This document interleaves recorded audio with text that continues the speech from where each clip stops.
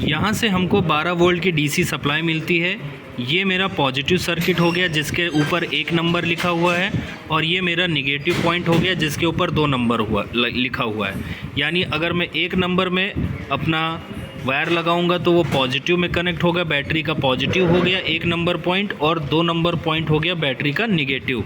तो ये मेरी एक प्रकार की बैटरी है जो हमको सिमुलेशन किट एसी से डीसी में कन्वर्ट करके हमको ये दे रहा है। अब हम जो भी अपने इक्विपमेंट को चलाएंगे वो यहीं से पावर सप्लाई लेंगे, ठीक है। तो यहाँ पर हमको कितना वोल्टेज मिल रहा है ये मैं आप लोगों को मल्टीमीटर से मेजर करके बताऊँगा।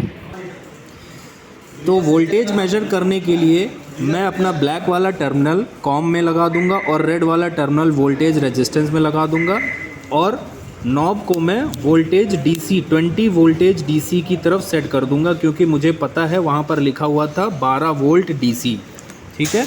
उसके बाद मल्टीमीटर को मैं यहाँ पर रख दूंगा और इस स्विच को ऑन करूंगा। इस स्विच को ऑन करने पर मल्टीमीटर का जो रेड वाला है इसको मैं 1 नंबर में इस तरीके से लगा दूंगा,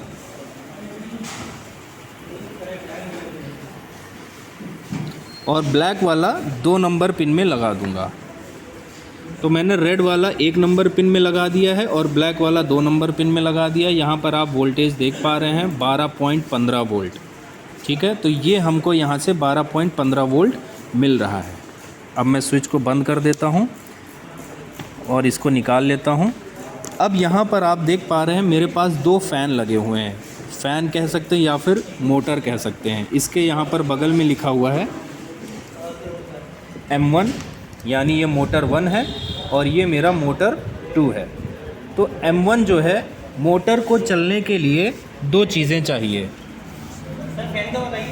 मोटर को चलने के लिए 2 चीज़ें चाहिए, पॉजिटिव और निगेटिव। यानी मैं अपनी बैटरी से अगर पॉजिटिव वायर निकाल कर इसमें लगा दूं और निगेटिव वायर निकाल कर इसमें लगा दूंगा तो मेरी मोटर चलने लगेगी। तो वही अभी हम यहाँ पर करेंगे। तो यहाँ पर एक आप लोगों को वायर ले लेना है। इस वायर को मैं सबसे पहले आप स्विच को ऑफ़ कर लीजिएगा। इस वायर को आप 1 नंबर पिन में लगाइए और इसी वायर की दूसरी को 36 नंबर, यहाँ पर 36 नंबर लिखा हुआ है, दिखा देता हूँ मैं आपको। 36 नंबर। तो दूसरे पॉइंट को मैं 36 नंबर में लगाऊंगा। यानी इस वाली वायर को 1 नंबर में लगाया, उसके बाद एक वायर को मैंने 36 नंबर पिन में लगा दिया। अब मैं दूसरी वाली वायर लेता हूँ। दूसरी वायर को मैं 2 नंबर पिन में लगाऊंगा और दूसरे एंड को मैं 37 नंबर पिन में लगा दूंगा। यहाँ पर लिखा हुआ है 37। जब ट्रिगर होगा तो गाड़ी स्टार्ट करेंगे और एसी ऑन करेंगे, ठीक है। तो इस तरीके से मैंने M1 को पॉजिटिव दे दिया और निगेटिव दे दिया। अब जैसे ही मैं स्विच को ऑन करूँगा मेरा M1 चलने लगा।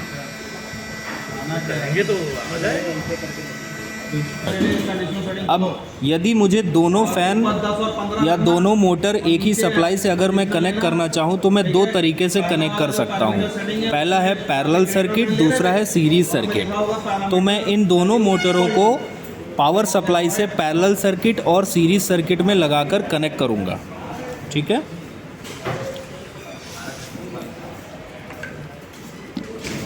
तो सबसे पहले मैं ये सारी वायर डिस्कनेक्ट कर देता हूँ ताकि आपको समझने में आसानी हो। तो सबसे पहले हम सीरीज़ वायर कनेक्ट करेंगे। तो 1 नंबर पिन में लगाएंगे वायर को, उसके बाद इसी वायर के दूसरे एंड को 36 नंबर में लगा देंगे।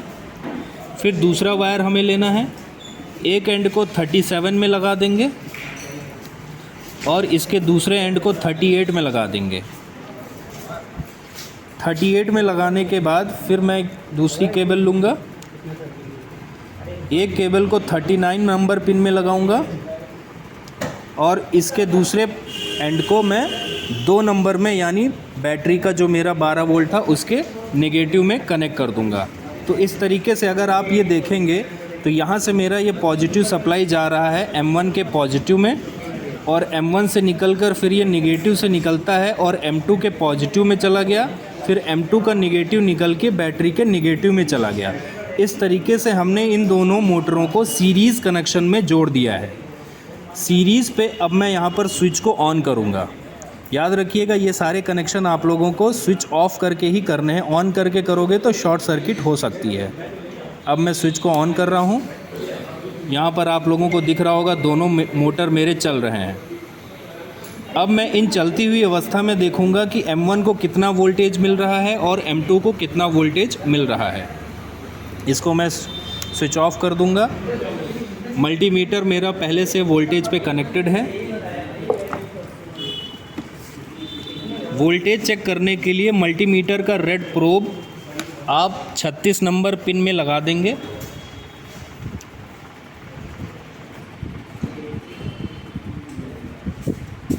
यहाँ पर आप देख सकते हैं इस तरीके से सॉकेट में होल है, तो इसमें मैं इसको लगा के और इस पूरी पिन को मैं 36 में कनेक्ट कर दूंगा और ब्लैक वाला भी मैं इसी तरीके से लगा दूंगा अपना 37 नंबर पिन में।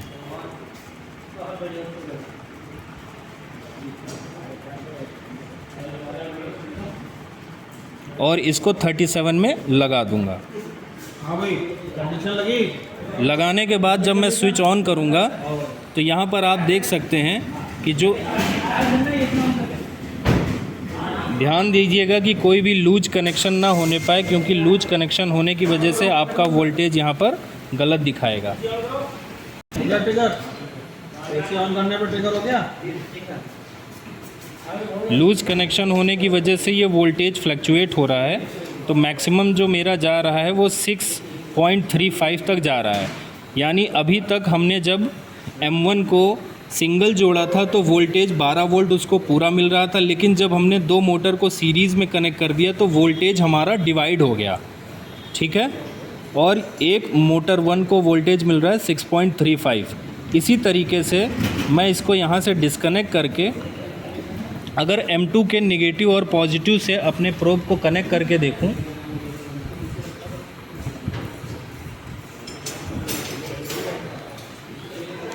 तो M2 का वोल्टेज आपको 5.7 तक जा रहा है, 5.7 वोल्ट। तो ये हो गया मेरा M2 का।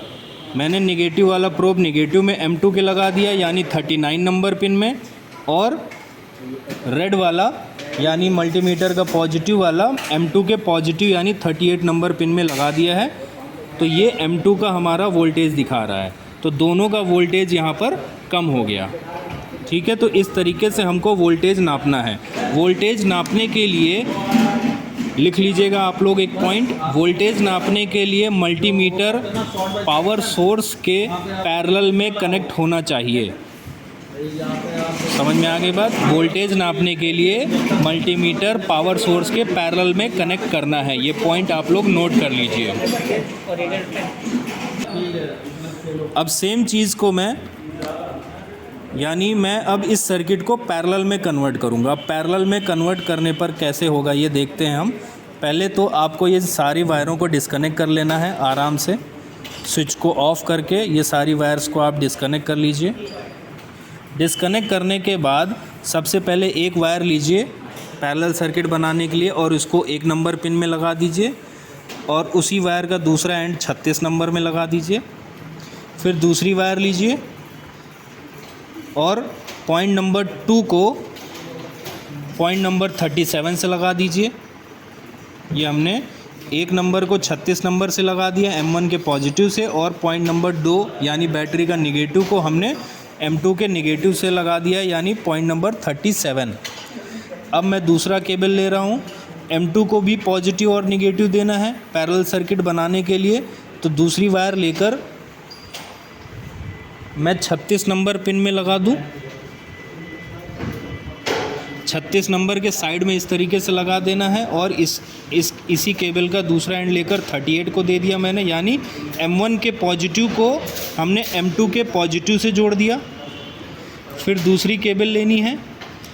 अब इसी तरीके से M1 के निगेटिव को मैं M2 के निगेटिव से जोड़ दूंगा।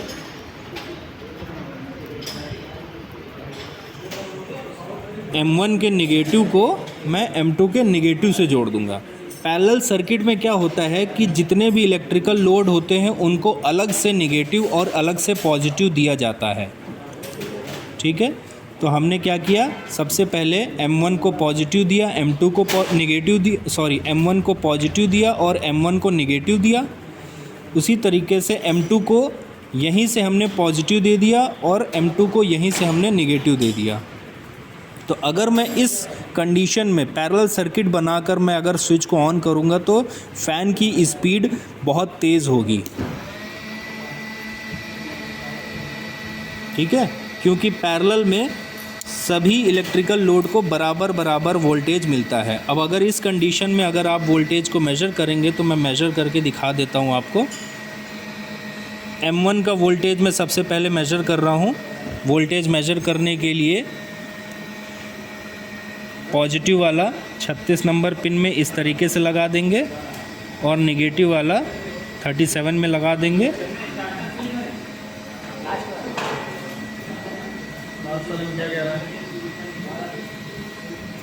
इसको अच्छे से फंसा देना है।